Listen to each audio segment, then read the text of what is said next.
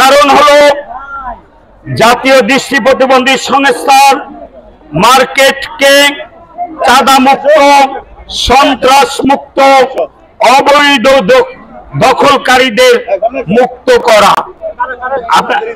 আমাদের এই মার্কেটে নজরুলের 2টি আছে, আরো অনেকে আছে যে দোকান দখল দিয়ে রেখেছে, ভাড়াটা পর্যন্ত দেয় না। আপনারা জানেন এই মার্কেট দিয়া আমাদের মসজিদ, 3 তলায় যে মসজিদ আছে সেই মসজিদের খরচ, স্টাফ খরচ, দৃষ্টি প্রতিবন্ধীদের কল্যাণ সহ স্টাইপেন্ড, বিভিন্ন অন্ধদেরকে বিভিন্নভাবে সাহায্য সহযোগিতা করা হয়। কিন্তু এই নজরুল, আনোয়ার, হেলাল, ল্যাংড়া সোহেল এবং খোরশেদ,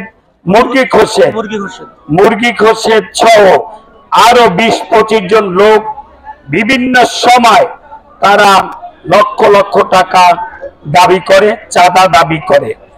এই পুলিশের নাম এবং সাংবাদিকের নাম, পুলিশ, সাভারের পুলিশ, সাংবাদিক, রাজনৈতিক নেতা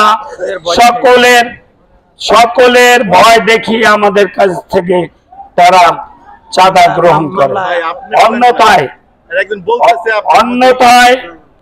অন্যথায় আমাদেরকে পুলিশ দিয়ে মামলা করাবে, মিথ্যা মামলা হয়রানি করাবে। কোন সাংবাদিকের নাম বলে বলেন? কোন সাংবাদিকের নাম বলছে বলেন? কোন সাংবাদিকের নাম বলছে? কোন পুলিশের নাম বলছে? বলেন। গড়পড়তা বললে হবে না, কোন সাংবাদিকের নাম বলছে? মানে ওটা তো চাঁদাবাজরা বলে সাংবাদিকের নাম কি? কয়েকদিন আগে হামলা করছে আব্দুর রহিম। আচ্ছা, ও আব্দুর রহিম, আপনি কি নিয়ে দেখলাম ফেসবুকে লেখালেখি চলতেছে। আপনি তো আওয়ামী লীগ ছিলেন আগে, এখন কিসের আওয়ামী লীগ হইছি? আপনারা কি ছিলেন তাহলে? না, শুনেন, কি অভিযোগগুলো আপনাদের বলেন তো।